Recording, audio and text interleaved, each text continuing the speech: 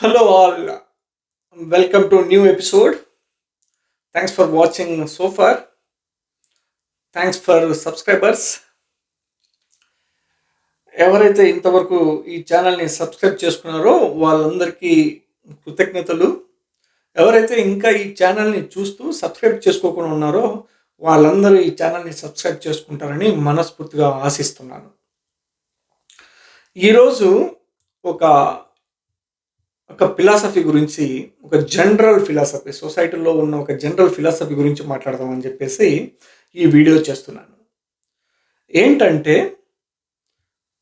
భార్య భర్తల మధ్య ఎలాంటి సంబంధాలు ఉండాలి, ఎలాగా జీవనం సాగించాలి, నాకున్న ఎక్స్పీరియన్స్ ఈ సమాజాన్ని చూస్తూ దాదాపు ఈ 35 ఏళ్లలో ఈ భార్యాభర్తల మధ్య సంబంధాలు కానీ, వాళ్ళ సంసారం కానీ దాదాపు నాకు ఊహ తెలిసినప్పటి నుంచి ఒక ఒక దాదాపు నాకు 10 ఏళ్ల వయసు వచ్చినప్పటి నుంచి నేను అబ్జర్వ్ చేస్తూ వస్తున్నాను కుటుంబ వ్యవస్థ గురించి. దీని గురించి ఒక 10 నిమిషాల పాటు మాట్లాడదాం అని చెప్పేసి ఈ వీడియో చేస్తున్నాను. ఒక వీడియో చూపిస్తాను, ఈ వీడియో చూడండి.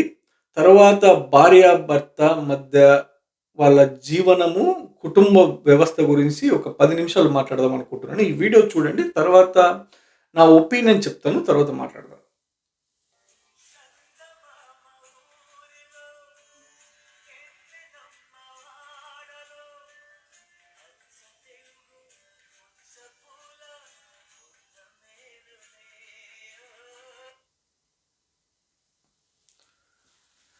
ఈ వీడియో ఏంటంటే, దాదాపు వయసైన ఆల్మోస్ట్ ఒక 70-80 ఏండ్లు వయసైన భార్యాభర్త వాళ్ళు కలిసి జీవనం సాగిస్తా ఉన్నారు. నేను పుట్టి పెరిగిన ప్రదేశం గానీ, నేను చూసిన పరిస్థితుల మధ్య చాలామంది భార్యాభర్తలు ఒకరి కోసం ఒకరు కలిసి కడవరకు బతికినటువంటి ఇన్స్టెంట్‌లీ నేను చాలా ఎక్కువ చూసినాను. కానీ ఇప్పుడు కాలం పోయే కొద్దీ, ఇప్పుడున్న పరిస్థితులు చూస్తా ఉంటే చాలామంది భార్యాభర్తలు సంసారం చేయడానికి ఏమాత్రం కూడా సంసార వ్యవస్థను గానీ, కుటుంబ వ్యవస్థను గానీ ఎవరు కూడా నాకు తెలిసినంత వరకు క్షుణ్ణంగా పరిశీలించినటువంటి పరిస్థితులైతే నాకేం కనిపించలేదు. ఇప్పుడు సమాజంలో కొన్ని స్టాటిస్టిక్స్ చూస్తా ఉంటే ఎక్కువ మంది, 100కి దాదాపు 30-40 మంది విడాకులు తీసుకుంటున్నారని చెప్పేసి వార్తలు వస్తూ ఉన్నాయి. ఎలాంటి పరిస్థితుల మధ్య వీళ్ళు విడాకులు తీసుకుంటున్నారు? ఏం పరిస్థితి? అట్‌లీస్ట్ ఎందుకు ఇంతటి దారుణమైన పరిస్థితుల మధ్య జీవనం సాగిస్తా ఉన్నారన్నది నాకైతే అర్థం కావట్లేదు. అరే భయ్! మనము ఒకరిని పెళ్లి చేసుకున్నా, ఒకరు మన దగ్గరికొచ్చి మనతో జీవనం సాగిస్తూ ఉన్నాం. కాసింతైనా నమ్మకం ఉంటది, కాసింతైనా అభిమానం ఉంటది వాళ్ళకి. ఉంటేనే తప్పితే నీతో పాటి ఎన్ని రోజులు గానీ సంసారం చేయరు. నీతో పాటి కలిసి బ్రతకరు. ఆడదైనా సరే, మొగోడైనా సరే. ఎవరికైనా ఆడదైనా, మొగోడైనా ఇద్దరు కలిసి ఒక ఇంట్లో సంసారం చేస్తున్నప్పుడు అప్పటి వరకు వాడి ప్రపంచం వాడు ఒకడే ఉండింటాడు. ఆమె ప్రపంచంలో ఆమె ఒకటే ఉండింటది. ఇప్పుడు వీళ్ళిద్దరూ కలిసి ఒక కొత్త ప్రపంచాన్ని క్రియేట్ చేయాలి. ఎందుకంటే వీళ్ళిద్దరూ కలిసి ఒకేసాట బ్రతకాల్సి ఉంటది. మీరిద్దరూ ఒకేసాట బ్రతకాల్సి ఉంటది కాబట్టి ఇద్దరు కూడా మీరు కాసింతైనా సాక్రిఫైస్ చేయాల్సి ఉంటది. ఒకరి కోసం సాక్రిఫైస్ చేయాల్సి ఉంటది. అవతల వాళ్ళు కూడా కొంత సాక్రిఫైస్ చేయాల్సి ఉంటది. మీరు మాత్రం కూడా సాక్రిఫైస్ చేయాల్సినంత పరిస్థితులు మీ దగ్గర లేకపోతే, మీకు అంత టైం లేకపోతే మీరు ముందుగానే సైలెంట్‌గా ఉండండి పెళ్లి చేసుకోకుండా. ఎందుకంటే పెళ్లి చేసుకుంటే ఆబ్వియస్‌గా మీరు దాదాపు 40-50% సమయం, 100-40-50% సమయం మీరు మీ భార్యకి గానీ, మీ కుటుంబానికి గానీ కేటాయించాల్సి ఉంటది. ఇప్పుడు ఒక వ్యక్తిని పెళ్లి చేసుకున్న తర్వాత నువ్వు సంసారాన్ని సాగనివ్వాల్సి ఉంటది. కుటుంబ వ్యవస్థని ఫాలో అవ్వాల్సి ఉంటది. మీరు ఏ మాత్రం గూడా మీరు ఈ 30, 40% టైం గూడా ఇవ్వనప్పుడు, మీరు వేరే వాళ్ళకి మీరు మీ టయాన్ని సాక్రిఫైస్ చేయనప్పుడు, మీరు కలిసి బతకడం అన్నది అసాధ్యం. మీరు చూడండి, చిన్న చిన్న ఇష్యూస్‌కి సమాజంలో భార్యాభర్త రోజు ఎక్కడో చోట ఇష్యూస్ వస్తూ ఉంటాయి. కాన్‌ఫ్లిక్ట్స్ వస్తూ ఉంటాయి. వచ్చినంత మాత్రాన మీరు సంసారాన్ని వదిలేసిపోతే, వదిలేసిపోతే, భార్యను గాని, భార్య భర్తను గాని, భర్త భార్యను వదిలేసిపోతే, మీరు మనుషులనుకోవాలా, ఏమనుకోవాలో నాకేం అర్థం కావట్లే. అరే భాయ్! మీరు యాడికి పోయినా ఇలాంటి పరిస్థితే ఉంటది. మీరు ప్రపంచంలో యాడికైనా ఎళ్ళండి. ఇప్పుడు ఒక ఒక మొగోడెళ్లి ఒక ఆడదాన్ని పెళ్లి చేసుకున్న తర్వాత, సపోజు ఆ ఆడదానికి మొగోడు నచ్చకపోతే మీరు వదిలేసిపోయినారనుకో ఫస్ట్ ఇన్‌స్టెంట్‌లోనే.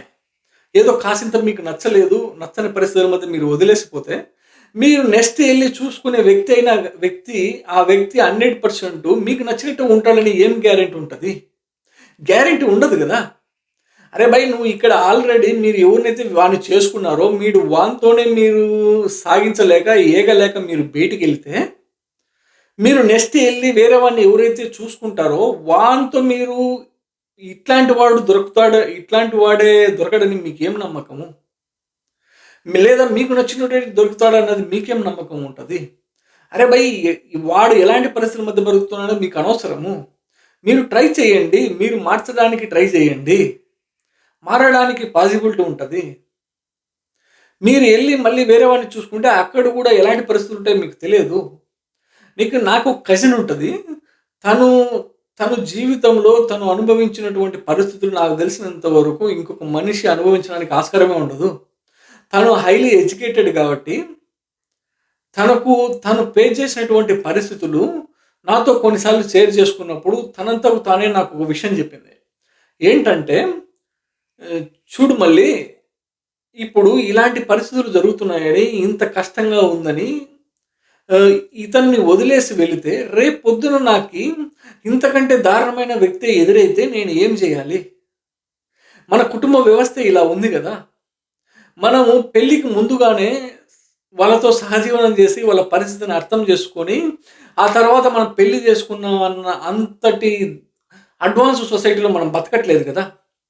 కాబట్టి ఏదో ఒక వ్యక్తిని మనం పెళ్లి చేసుకుంటే, ఆ వ్యక్తి మనకు నచ్చినట్టు ఉంటాడన్నది మనకు నమ్మకం లేదు గదా! అని చెప్పేసి తను చెప్పినప్పుడు నాకీ కళ్ళబుద్ద నీళ్ళొచ్చాయి.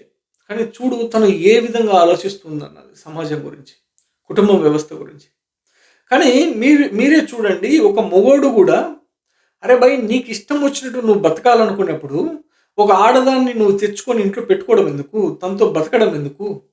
అరే తనకు గూడా ఆశలుంటాయి, ఆశయాలుంటాయి. తనకు నచ్చినట్టు తను బ్రతకాలనుకుంటది. నువ్వు కూడా తనకు సహకరించాల్సి ఉంటది గదా! నీకిష్టం వచ్చినట్టే 100% జరగాలనుకోవడము, అవతల మనిషికి కూడా భావాలుంటాయి. అవతల మనిషికి కూడా కోరికలుంటాయి. తను గూడా తనకు నచ్చినట్టు బ్రతకాలనుకుంటది. అనుకున్నప్పుడు నువ్వు కూడా సహకరించాలి గదా తనకి. అప్పుడు మాత్రమే మీరు భార్యాభర్తలవుతారు గానీ, లేదంటే నీకు నచ్చినట్టే 100% జరగాలనుకున్నప్పుడు అది భార్యాభర్త ఎట్లవుతది? అది మాస్టర్ అండ్ స్లేవరీ కింద తయారవుతది గదా! తను నీకు స్లేవరీగా ఉంటాదే గానీ, తను నీకు భార్యగా ఉండాల్సినంత పరిస్థితి నువ్వు కల్పించాలి గదా! తను చెప్పే 10 మాటల్లో నువ్వు 2, 3 మాటలైనా ఇనాలి గదా! నువ్వు 2, 3 మాటలు గూడా ఇనకుండా అంతా నీకు నచ్చినట్టే జరగాలనుకోవడం, ఇది మూర్ఖత్వం కిందకొస్తది గదా! ఇది బానిసత్వం కిందకొస్తది గదా! ఇంతటి బానిసత్వం మధ్య మీరు కుటుంబ వ్యవస్థని నడిపితే, ఇది ఏదో ఒక రోజు కూలిపోతది గదా! ఇట్లాంటి పరిస్థితులు మీరు కూడా కల్పించకూడదు గదా! అరే! నేను నా జీవితంలో నాకు దాదాపు 22 ఏళ్ళు, 23 ఏళ్ల వయసున్నప్పుడు నేను కొన్ని ఇన్సిడెంట్ చూషినా. మాకు చాలా దగ్గరమైన బంధువులు ఆ వదినని దారుణమైన పరిస్థితుల మధ్య సమాజాన్ని కించపరుస్తూ ఉన్నా గాని, తన భర్త పొద్దున్న లేచినప్పటి నుంచి సాయంత్రం వరకు 4, 5 పూటలు మందు తాగొస్తూ ఉంటే, కుటుంబం ఏమాత్రం కూడా పట్టించుకోకుండా, సమాజం ఏమనుకున్నా తనకు బాధ లేకుండా, తన పిల్లలు ఏమైపోతారన్న సమస్య లేకోకుండా, ఇష్టం వచ్చినట్టు రోజుకు 3, 4 పూటలు తాగి వస్తూ, ఆ! తన భార్యతో మంచిగా ఉండకోకుండా, ఎప్పుడు పడితే అప్పుడు ఇంటికొస్తా 4, 5 రోజులకు, 10 రోజులకి ఇంటికొస్తా ఉంటే, తను వేరే వాళ్ళ దగ్గరికి ఎందుకు పోకోకుండా ఉంటది? అరే! తను కూడా మనిషే గదా! తనకు కూడా కోరికలుంటాయి గదా! తనకు కూడా భావం ఉంటది గదా! తనకు కూడా బాధ ఉంటది గదా! తను కూడా మీతో సంసారం జేయాలనుకునే గదా మీ దగ్గరికొచ్చినది. మీరు ఏమాత్రం గూడా మంచి పరిస్థితుల మధ్య మీరు తనను మంచి పరిస్థితుల మధ్య బతకనివ్వకుండా, అరే భాయ్! నువ్వు మాత్రం నీకు నచ్చినట్టు జల్సాలు జేసుకుంటా, నీ ఇష్టమొచ్చినోళ్ళ దగ్గర నువ్వెళ్లి పడుకుంటా, నీ ఇష్టమొచ్చినోళ్ళ దగ్గర నువ్వు తాగి జల్సాలు జేస్తూ, కుటుంబాన్ని పట్టించుకోకుండా నువ్వు అంత ఆనందభరితంగా నువ్వు బరి తెగించి నువ్వు జీవనం సాగిస్తావు అన్నప్పుడు, ఆడది ఎందుకు సైలెంట్‌గా ఉండాలి? ఆడది ఏం దానికి సైలెంట్‌గా ఉండాలి? ఆడదెళ్లి పడుకుంటే మీకు నచ్చదు. ఆ! మీరెళ్లి పడుకోవచ్చా? ఆ! మీరు చేస్తే సంసారం అయితది. వేరే వాళ్ళు చేస్తే వ్యభిచారం అవుతదా? ఆ! ఏం సంసార వ్యవస్థను మీరు క్రియేట్ చేయాలనుకుంటున్నారు? అరే! తను పడిన బాధ చూస్తే నాకి కంటికి దాదాపు ఎన్నో సార్లు నేను 4, 5 సార్లు కళ్ళారా నేను నిద్ర కూడా రాని రాత్రులు నాకి. అరే భాయ్! ఒక భార్య 30 ఏళ్ళు, 35 ఏళ్ళు వయసున్న ఒక ఆడది తన భర్త తన దగ్గర పడుకోవాలనుకుంటది గదా! తన పిల్లలతో కలిసి సంసారం చేయాలనుకుంటది గదా! అరే! మీకు ఇవన్నీ ఏం పట్టుకోకుండా మీ ఇష్టం వచ్చినట్టు మీరు తాగి, మీరు ఊగి, మీరు ఎగులాడుతున్నప్పుడు ఆ! తనకైనా కోరికలుంటాయి గదా! తను కూడా తిరగాలనుకుంటది గదా! తను కూడా ఊగాలనుకుంటది గదా! మీకు ఇవన్నీ కాబట్టకుండా మీ ఇష్టం వచ్చినట్టు మీరు నిద్రపోతా, మీ ఇష్టం వచ్చినట్టు మీరు తాగి, మీరు దేశాలు తిరుగుతున్నప్పుడు తను సంసారం మోస్తూ, తను సంసారం సాగిస్తూ ఉంటే, మీకేమాత్రం గూడా కావట్టలేదు గదా!